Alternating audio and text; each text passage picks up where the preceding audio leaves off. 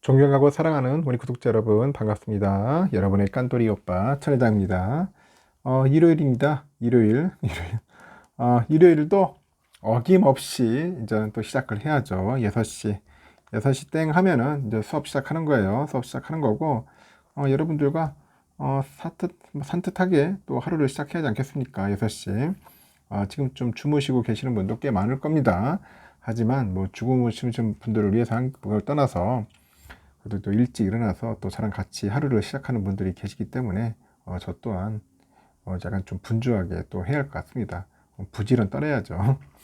하여튼 오늘 하루도 여러분들 기쁜 일 가득하길 바라고 즐겁고 재미있는 시간 많이 보내시길 바래요.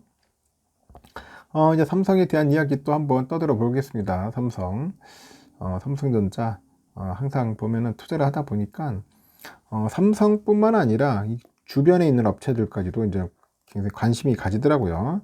관심이 가지는데 특히 주변 업체라 보면 이 경쟁 상대 기업도 관심을 가질 수밖에 없어. 응? 관심 가질 수밖에 없더라. 특히 이제 대만이죠. 대만 그 반도체 기업 TSMC에 대해서도 상당히 관심을 갖고 한번 보고는 있어요. 어떻게 흘러가는지 이 기업의 흐름도 한번 보는 것 같고 방향도 보고. 그리고 삼성전자가 앞으로 또 투자를 많이 할 거예요. 뭐 450조 정도 투자한다고 하니까 과연 어떤 방향으로 또 삼성이 또 추구를 하고 뭔가 더 그쪽에 올인을 할지도 굉장히 궁금합니다. 과연 삼성이 진짜 제대로 할 수 있을지 없을지 한번 주목해야겠죠. 일단은 그 최근 이제 삼성이 이제 반도체하고 바이오, 이 신성장 IT 이쪽으로 해가지고 미래 신사업을 중심으로 해서 향후 5년간 450조 투자한다고 얘기를 했습니다. 보니까 반도체, 바이오 이렇게 하는 것 같습니다. 그 신성장 IT 쪽으로 한다. 어제 제가 잠시 얘기했는데 BBC라고 했나? BBC. 특히 뭐가 BBC가 뭡니까 했던 그 SK그룹이 BBC 한다더라고요. 뭐 배터리 그리고 이 또 위가 뭐야? 응? 하여튼 C는 칩이고요. 배터리하고 바이오하고 그리고 칩 반도체. 그래서 BBC로 한다는데 삼성은 좀 약간 다른 것 같아요. 삼성은 뭐 배터리는 뭐 그 삼성 SDI가 있으니까 하여튼 뭐 SK도 그렇고 삼성도 그렇고 잘할 것 같아요. 일단은 그 글로벌 그 파운드리의 그 1위 기업인 TSMC가 이제 위치한 대만의 경우에는 그 파운드리 산업의 그 전후 생산 과정을 연결하는 그런 기업들의 수준 역시 글로벌 선두권이라고 하더라고요. 그러니까 한 기업이 잘 돼 있으면은 그 주위에 있는 기업들도 잘 될 수밖에 없어. TSMC가 있으면은 그 옆에 협력업체들이나 그에 따르는 이전 뭐 협력업체, 하청업체라고 해야 하나? 협력업체라고 해야 하나? 하여튼 그 관련된 전후 생산업체들이 잘 연결돼 있더라. 네트워크가 탄탄하더라. 이를 따라잡기 위해서는 기업의 투자와 더불어서 정부의 이제 전폭적인 지원도 이제 필요하지요. 그래서 삼성이 23일 날 미래 성장 투자 계획을 발표를 했는데 삼성의 그 팹립스 시스템 반도체 1층 도약으로 해가지고 팹리스하고 뭐 디자인 하우스, 뭐 패키징, 뭐 테스트 등 이런 팹리스 시스템 반도체 생태계의 동반 성장을 이끌 것으로 현재 뭐 기대를 한다 그렇게 이야기를 하고 있습니다. 기대를 한다. 시스템 반도체 보니까 뭐 스마트 가전, 뭐 스마트 카, 뭐 스마트 팩토리, 그리고 인공지능, 사물 인터넷, 뭐 전장, 로봇, 이렇듯 그 다양한 산업 분야에서 기기의 그 핵심 기능을 구현하는 그런 역할을 한다고 하죠.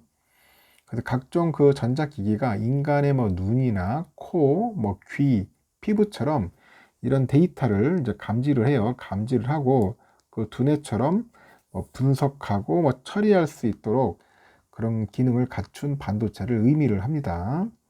그 정보를 그 저장하는 역할을 하는 그 메모리 반도체, 이 메모리 반도체와 달리 정보를 연산하는 그런 성격에 가까운 비메모리 반도체, 이 비메모리 반도체를 또 우리가 또 중요시하지 않을 수 없어요. 보니까 삼성이 이제 메모리 반도체는 잘하는데 아까 말한 것처럼 비메모리 반도체에서 이제 사활을 걸어야 돼. 시장 조사업체 그 옴디아에 따르니까 2025년이죠. 25년에는 시스템 반도체 시장 규모가 4,773억 달러 정도 된답니다. 우리 돈으로 한 600조 될 거예요. 600조 대략 되는데, 하여튼 메모리 반도체가 2,205억 달러니까 그게 2배가 돼요. 시스템 반도체가 2배 이상이 될 것 같고, 이 팹립스 산업을 보니까 중앙 처리 장치 CPU 분야에는 인텔이 좀 잘하고 있어요. 그리고 그래픽 처리 장치 GPU 분야는 엔비디아가 좀 잘하고 있는 것 같고, 시스템 온칩 분야죠. SoC 쪽. SoC 쪽에는 약간 퀄컴이 좀 잘하는 것 같고요. 이미지 센서 쪽에는 또 소니, 이렇게 글로벌 최강자들이 현재 닭이 포진돼 있어. 이런 기업들을 따로 잡으려면은 삼성 진짜 부지런히 노력을 해야 돼요. 삼성은 그 고성능 저전력 그 애플리케이션 프로세서죠. EAP 쪽에 좀 신경을 써야 할 것 같고, 그 5G, 6G 통신 모뎀 등 그 초고속 통신 반도체를 또 만들어야 할 것 같아요. 그리고 고화질 이미지 센서 등을 중심으로 해서 경쟁력을 강화할 것이라고 밝혔습니다. 그러면서 이제 국내 이런 시스템 반도체를 키우기 위한 관련 생태계 지원에도 나설 예정이다. 그런 얘기 있습니다. 나설 예정이다. 잘할 것 같다. 저는 그렇게 봅니다. 시스템 반도체는 이를 디자인하는 그 디자인하우스, 설계하는 팹립스와 이후에 이에 대한 그 위탁 생산을 맡는 파운드리, 그리고 그 다음에 공정을 마무리하는 후공정, OSAT 그런 기업들을 거쳐서 최종 완성이 되는 거야. 최종 완성이 된다.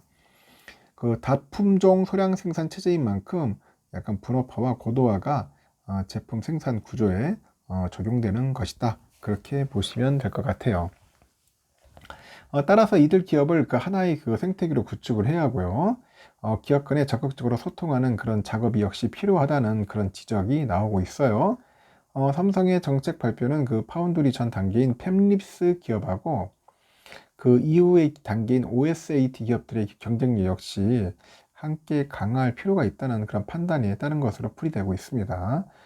다 잘해야겠지, 뭐, 전후 과정이.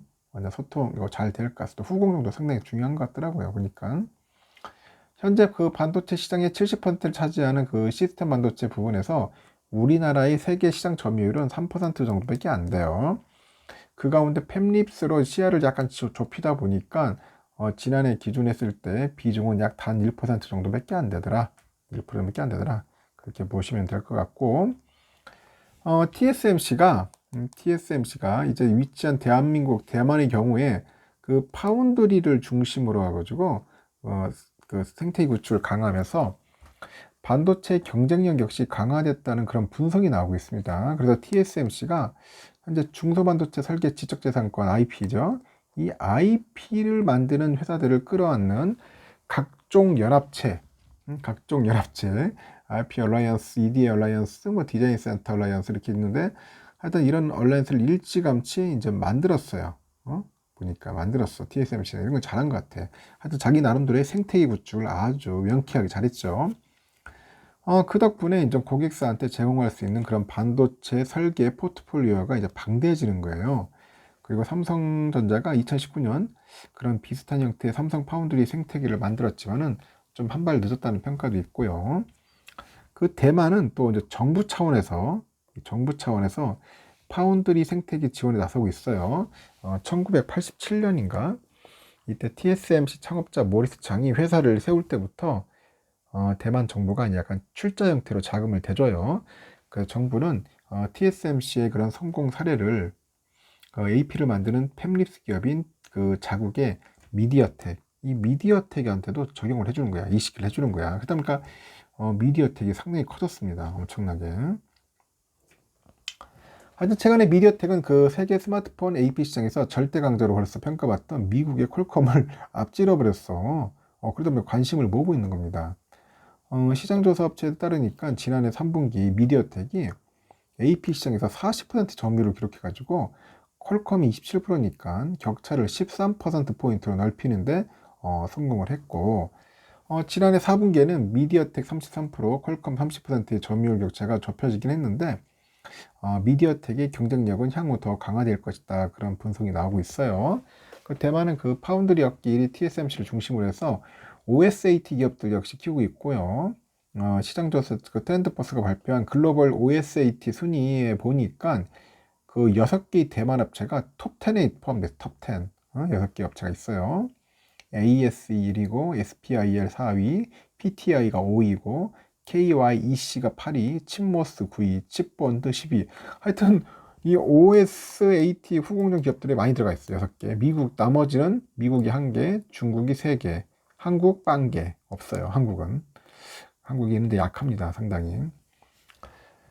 그 전문가들은 그 뒤처진 국내 파운드리 생태계를 확대하려는 그런 시도가 지속돼야 한다고 분석을 하는데, 한국과 미국의 그 기술 동맹 분위기 덕에 미중 무역 분쟁하고 기술 유출 등의 우려 등의 이슈가 있는 중국보다는 국내 시장이 반도체 발전에 더 유리해지기도 했다고 합니다. 그래서 2019년에 삼성전자는 반도체 비전 2030을 발표를 해요. 그래가지고 파운드리 사업 강에 나서고 있고, 삼성이 대규모 투자를 하더라도 이제 민간 기업이다 보니까 팹리스나 OSAT 기업 등과 같은 그 조직적인 협력을 지속하기 어려울 수 있다고 하죠. 그래서 대만과 같이 뭔가 정부 차원의 그 정책 지원 역시 뒷받침돼야지만이 글로벌 반도체 경쟁에서 한국이 살아남을 수 있다. 그렇게 보고 있는 것 같습니다. 그러니까 정부의 역할이 상당히 중요하다는 겁니다.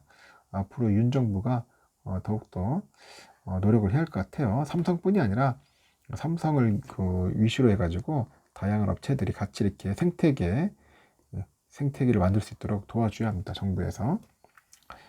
잘 되리라 믿고 1교시는 여기까지 하겠습니다.